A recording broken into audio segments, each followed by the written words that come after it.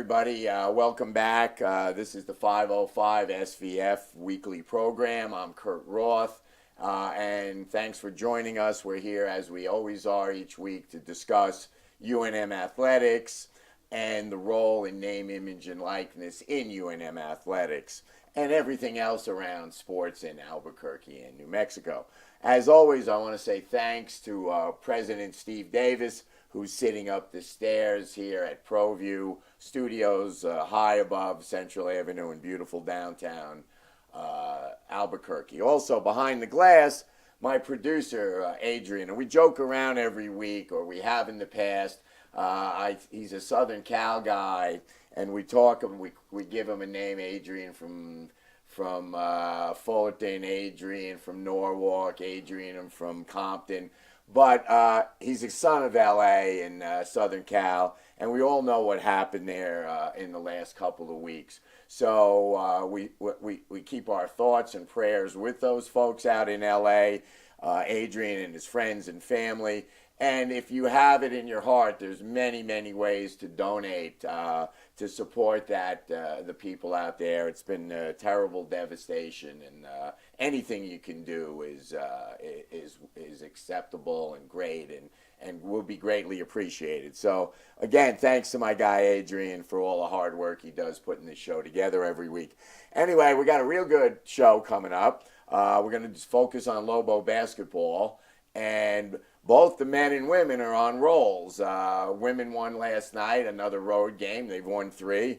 Our guys have only lost once, and have a little trip out to one of the famous venues in the Mountain West, Thomas and Mack, which unfortunately isn't what it used to be, but we're looking forward to that game. So hang out. We're going to take a short break, and we'll be right back to talk Lobo baskets. Stay with us.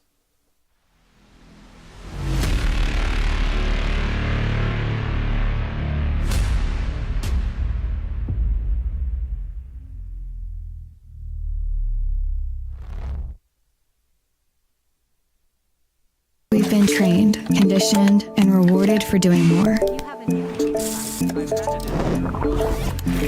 But people weren't designed for all that doing.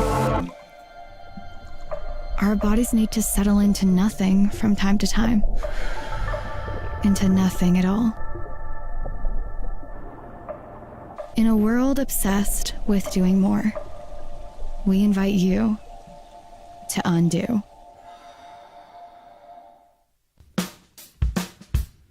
Well, I'm going to the frontier, walking to the cashier, order up a root beer and a number 1. Cover it with green stuff, 1 scoop is not enough. Find a booth is real tough, back by the Duke.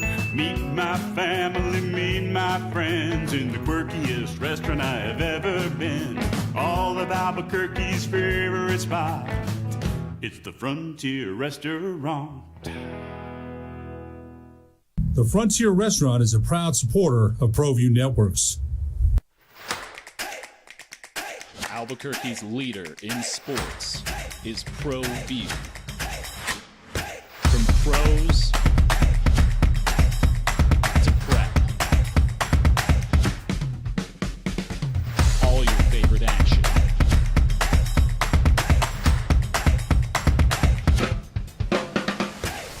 All your favorite talk shows.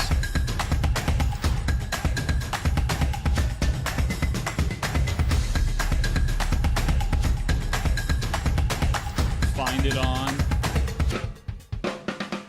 ProView Networks. What's going on, Lobo Nation? Ja'Cory Krosky-Miller here. And I'm Devin Dampier. The Lobo football team is going through some changes, but we're here to stay. We'll put in the work on the field and in the weight room, but we'll need your help off the field. 505 Sports Venture is leading the charge in the NIL space. And you can be part of it. You make my heart better. Shorty, she better than all my intentions. Locked in, shorty, you got my attention. See your baby, I get you the business. Touchdown and pay you a visit.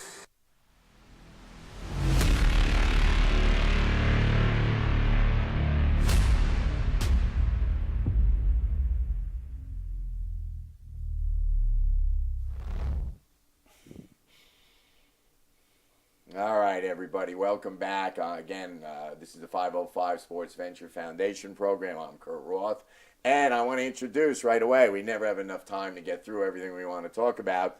My guest today is Lobo assistant basketball coach Tarvis Feldman. Thanks for having me. How you doing? Good. How are you doing? Doing great. Doing great. All right. So before we get to talk about the red hot Lobos who bounced back really well after a tough one on the West Coast, let's talk about you. I love when I have the assistant coaches on.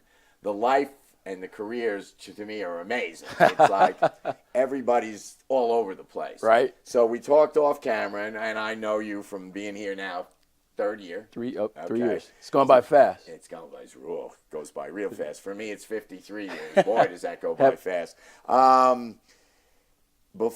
You grew up in kind of central or southern part of Georgia, correct? Yep. It's called the Crossroads, Perry, Georgia. Perry, Georgia. Yep. Small town? Small town. I think at one time when I was there, it might have been 8,000 people. Okay, 8,000 people. And you were an athlete, of course. You grew up and you, like in the past, like my time, still your time, you played more than one sport. Yeah. I actually started out as a baseball player. Okay. Played shortstop, was a pitcher, and baseball was kind of the first sport that I played and, had some success at and was pretty good at. And then, but I had a love for basketball, but played all the sports. Obviously you're in the South, you got to play football. They don't let you. Right. You're playing that coming out the womb. And then ran track in the spring and just kind of played a little bit of everything. Right. Well, as a kid, we did the same thing. The seasons changed or something changed on TV. You got the football out. You got, if you were fast, we had a guy, like on the baseball team, we had a guy who ran track and played baseball. Right. You'd go back and forth. These kids now specialize. It's early on, 12 months a year, right? Yeah, okay. Quite a bit. I think they lose something in that. I mean, some of them may hone their talents, and now you see major talent at D1 levels, but they kind of lose a little bit of being a kid and fooling around. And developing all aspects of your hand-eye coordination and your feet and everything like that. Like I thought, growing up as a baseball player allowed you to learn how to catch the basketball or catch the ball, period. And football, likewise, when the ball's above your below, you're doing all those things. And guys today can't do that. Right. Guys can't throw baseball passes as full court in the basketball game. And so there's a lot of translation and all that. The European guys don't throw overhand. No, they don't. I don't know what that is. And if they grew up playing soccer, they're not allowed to touch their hands. Those guys are all Nelly and those guys are out there using their feet. They can kick it all over the place. Nelly can probably drop kick a few threes in. Anyway, all right. So you're in middle of Crossroads of Georgia, and you wind up not only for your coaching career but your playing career in Utah. Yeah. How does that happen? Well, at the time, this is like the early mid-'90s. So I went to junior college out of high school because I was the tallest guy on my high school team. So I was, at the time, 6'3", 6'4", center. Right, of course. And so I had to prove to people I could play on the perimeter and continue to develop my skill set. And so junior college was the route for me, even though I had all the grades and everything academically. But because I loved basketball so much and knew that's what I wanted to do, I was able to I had to go to junior college to prove I could play. I ended up at Northeast Community College in the middle of Norfolk, Nebraska, which the home of Johnny Carson, by the way. All right. I know, but our young guys don't know. The original. Go to YouTube, watch Johnny Carson. The original host of the Tonight Show. That's right. Yep. And so played there for a year, and then played that summer. This is back when Mullins used to have his summer camp in Tulsa, Oklahoma. And did the All-Star thing that summer, and then was recruited out of there by Southern Utah University. Okay, so you had a real good career at Southern Utah. I did. Had a great time, really connected with the coaching staff there. The head coach at the time was Bill Evans. And Coach Evans actually was the best man at my wedding, and I still talk to him just about every day at this point in my life. And from looking at your career, you went from playing right into coaching. I did. I kind of knew early on that's what I really wanted to do. I had some opportunities to go play overseas, right. But it wasn't for it was like for $800 a month. And I felt like I could rather spend the next 4 or 5 years trying to develop and move along in the coaching profession as opposed to coming back and starting my coaching profession at 30. I started out at 22. Okay. Well, we talk about this, and I mentioned it in the beginning. It's assistant coaching especially, but all coaching in college level, at whatever level it is kind of a nomadic profession. You weren't married in those days. No. So you didn't have to pick up and take a family. Right. But you went from Utah to Southern Cal to Texas to Sacramento. You're like Right. to Southern Utah, Yep. back and forth. So then after a while, you've kind of got a lot of experience. That's probably 8 years I just went through. Yeah. You wind up at Utah State. Yep, I did. For a decade. For there for 10 years, which is unheard of nowadays, of being in one place for that longer period of Well, time. you were there for the most part with one of the greatest but underrated or kind of anonymous coaches, unless you're a basketball fan, Stu Merrill. Yep. Learned a lot from Coach Morrill and really enjoyed my time with him. And, we had some really good teams. We won 3 straight conference championships, went to 3 straight NCAA tournaments. And so, and also, I was there partly because I got to work with Coach, but I also met my wife there. Okay. And so, at the time, she was working in the athletic department.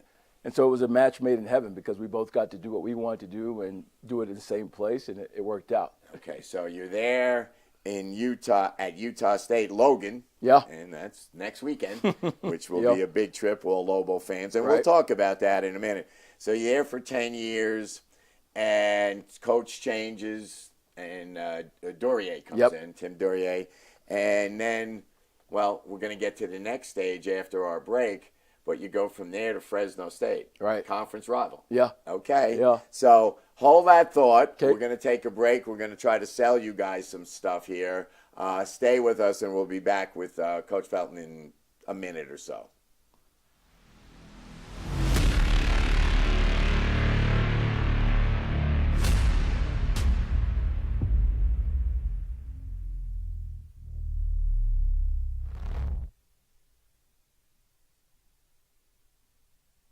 We would like to thank the following sponsors for making this broadcast possible.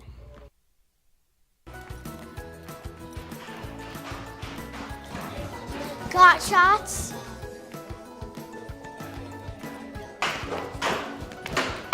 Got shots? Got shots? During Got Shots, participating providers open their doors for any child who presents for immunizations, regardless of whether they are a patient or whether they have insurance. Hi, my name is Ruben, and I'm with the New Mexico Educational Assistance Foundation. We are proud sponsors of high school and college sports. Either college or trade, we can help you find the funding you need. Go to nmfafsa.org. That's nmfafsa.org. I'm a Blaze King customer, and I have been for the last 10 years. Blaze King stoves are very efficient, they're easy to maintain, and they use a lot less wood than you would typically use with a fireplace. Blaze King, that's a fire. The heat is on when it's a Blaze King wood stove, controlling heat up to 40 hours on a single load of wood with a built-in thermostat. See for yourself at either Blaze King showroom, Albuquerque and Santa Fe. Blaze King, and now that's a fire.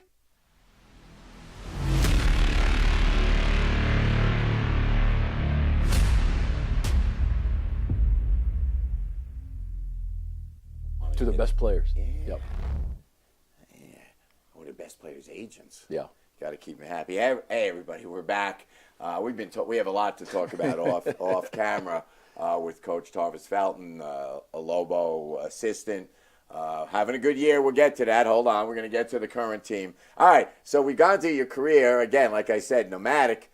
Now, boom, Fresno. Yeah. What was that? What was the change? You had lived in, which is 10 years in one spot. It's a long time. Right. Was it hard? It was And now at you're first. married. It was at first. And you have children.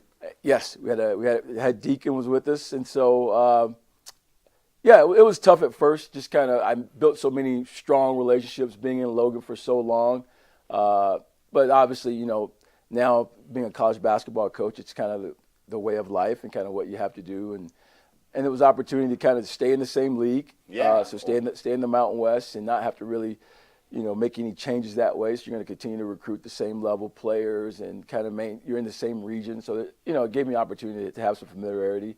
And it was easy getting back and forth from Fresno to Logan, to Utah to see my family and for my family to come see me at the time. Because my wife actually, she stayed because she's still working at Utah State. She stayed at the beginning of the transition of me going to Fresno. Yeah, we're finding that out now. Our group at 505, who works so closely with various sports, but now we're dealing with football and coaching staff come and going, and the coaches come to work, and the family's like, time out. The kids are in school. Right. We have a house to sell. Where are you going to move? What are you going to do? So that's really tough, and it's not unusual for the families to stay separate for a while until you hope it's not too long, but sometimes you just kind of, depending on circumstances, especially on a lot of it's based on where the kids are in school.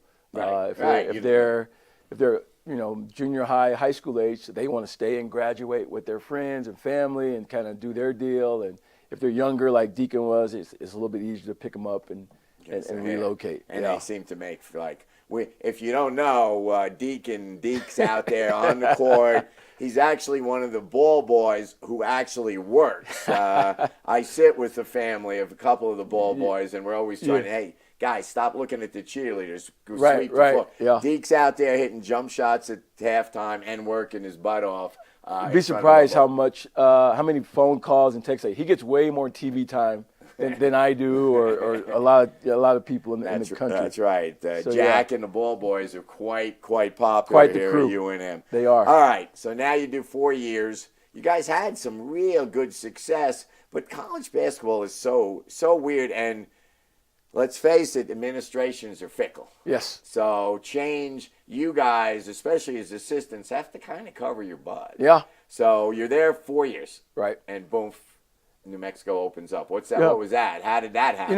It was a great opportunity. Coach Patino called me. I think we were in the late summer one year and said, hey, I'd love to sit down and talk to you about an opportunity. And we were able to kind of get together. And, I've always thought this was a great place to coach because of the passion of the fan base and having the opportunity to how much they care about being successful here. And that means a lot to coach, having the same thing at Utah State. And it was just a little different at Fresno. We had some success, but, we never could get 10, 12,000 people into that Save Mart Center. And, to have 13, 14, 15,000 here on a nightly basis it's a big deal. It gives you an opportunity to have a chance to be good every night. Right. Well, we've seen it. We're seeing it now. So, okay, just a couple of questions that I like to ask. First, going back to your college career, give us some of the players that you played against that were super talented. You're going to age me. You're going to age me. Well, me too. So let's see. When I first started, we were independent at Southern Utah, so no conference affiliation. So you had to schedule. At the time, it was all 27 games. So we played Shea Seals, who was at Tulsa. He was a big-time player. Rodney Buford was at Creighton. Was a really good player. Played against Sean Marion at UNLV. Also played against, you guys probably remember Keith Van Horn and Andre Miller, Michael Doliak, that group.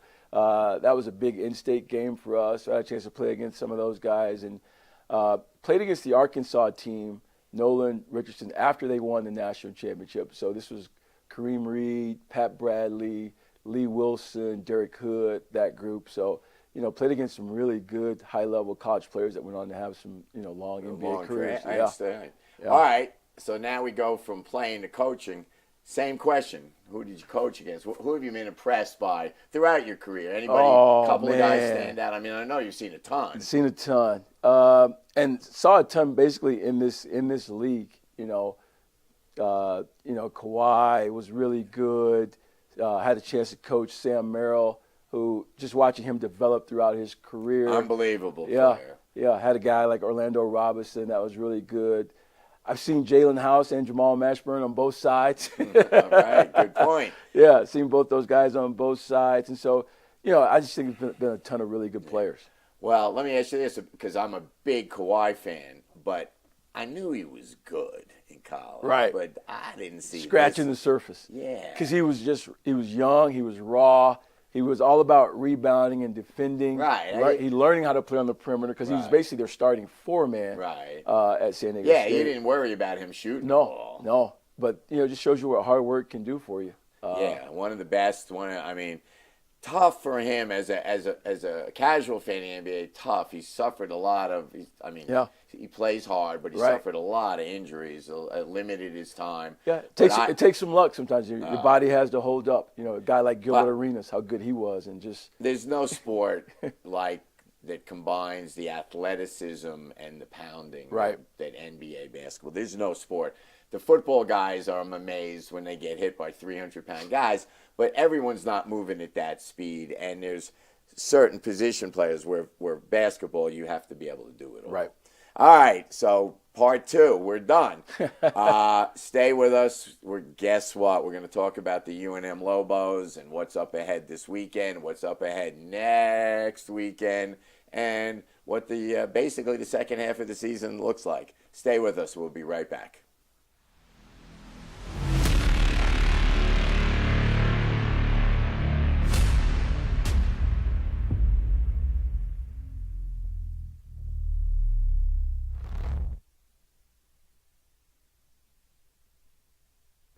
We would like to thank the following sponsors for making this broadcast possible. We've been trained, conditioned, and rewarded for doing more. But people weren't designed for all that doing. Our bodies need to settle into nothing from time to time. Into nothing at all. In a world obsessed with doing more, we invite you to undo. I might not be in the cage as much anymore. Just like riding a bicycle, I can pick up the fight from where I left off. I'm not some slick-haired outsider posing with borrowed gloves. I grew up here. New Mexico is in my blood. I'm a New Mexican fighting for other New Mexicans. I'm Adam Oki. I'll be your champion in the courtroom. From the Sandia foothills to the banks of the Rio Grande, generations of families remain. For 5 generations, Gallus Chevrolet has handed down values written in stone, leading the way under sun-filled skies, past the vintage glow of Route 66, built by generations past, built for generations to come. This is New Mexico. This is Gallus.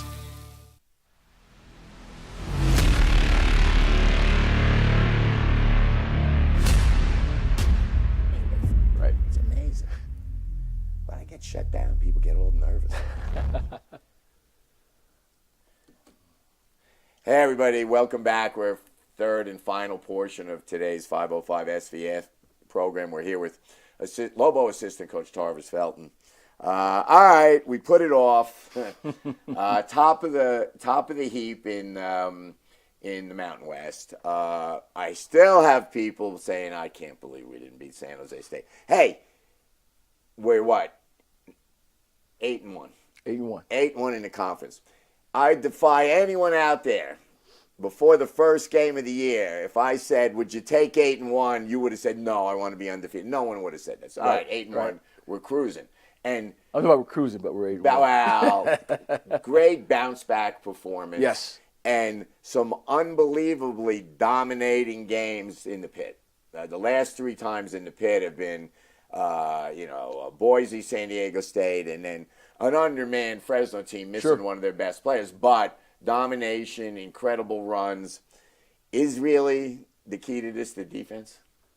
Yeah, I think you could ask coaches from all over the country or any part of era. If you want to win championships, you have to play defense and rebound. The old saying, defense wins championships. Right. Yeah. Well, it's amazing because the production, the scoring comes, and it's like, wait a minute, does that make sense? And the answer, it does, because you get so many opportunities. Lobos start with the ball, and basically the other team's rhythm is off. They're broken down. They're forcing up shots, and that leads to great offense. Yeah, it does. It gives us a chance to be good on offense if we're forcing more misses, because now we're out in the break. And if you're out in the break, especially in the pit, you can have big runs and have opportunity to kind of create some separation between yourself and the other team. Yeah. And put more pressure on them. Just amazing what we've seen. Some incredible runs, 16-0, 23-2. Like San Diego State was like, and I was sitting there in the front row going, wait a minute, now we're up 20? Yeah. Like, whoa, that usually doesn't happen. And for us old-timers, we go back when we were talking about, I was talking about the Fab Five before. They're an example, but my favorite example is the Greg Anthony, Larry Johnson, the running rope, Stacey Augmon. That group, yeah. They played defense and scored 100 points. Yep. Because they just turned the other team over. They were out of rhythm, and then they could just go and use their athleticism and get to the basket. Get out and get in the open court. So we saw that. Okay. So now, next 2 weeks, all of a sudden, after playing every 2 days, it seems like, we got a game Saturday and a game Saturday. So Saturday in Vegas, a different feel than Lobo. A lot of Lobo fans I've talked to will be out there. But Thomas and Mack used to be similar to the Pit. Yeah. You'd have sold-out crowds. You'd have Gucci Row. The place would be rocking. Now it's not like that. Yeah. It's kind of more on the it's not 2,000 people, but it's like 6,000 or 7,000. Right. So, one, you're on the road. Two, the gym's quiet. That seems to be a challenge offensively.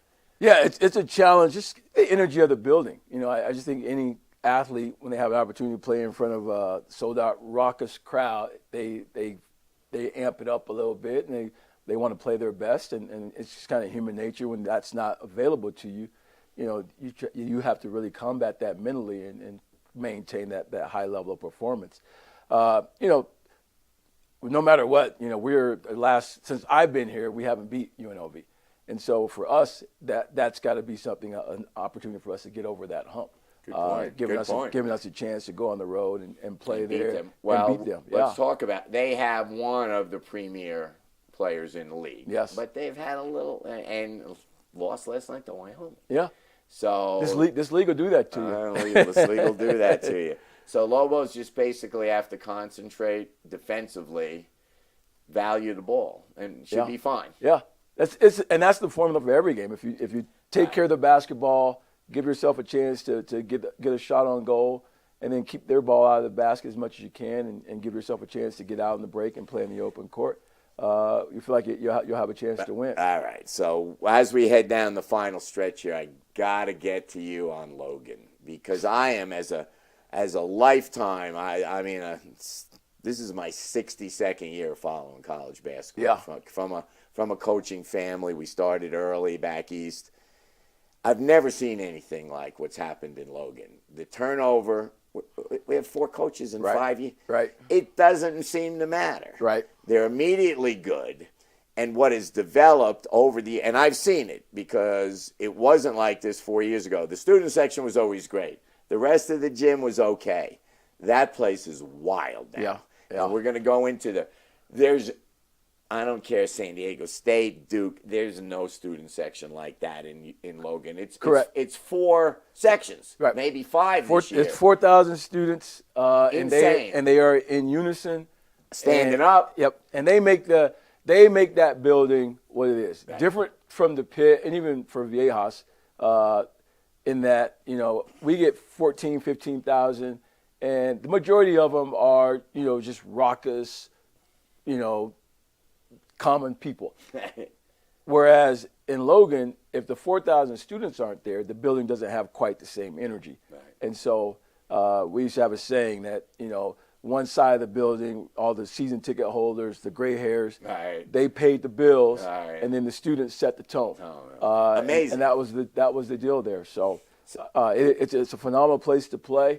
I've been on both sides of it, and so I've been fortunate enough to do that. And so it'll be great. I'm looking forward to it, and I think in many ways the big crazy crowd, if you're playing well, isn't a problem. There's nothing better than silence in the crowd. We see it in the Pit. Yep. When the Lobos aren't shooting the ball, the crowd you can feel it. A little the antsy. crowd's tight. Yep. They're like, come on. Yep.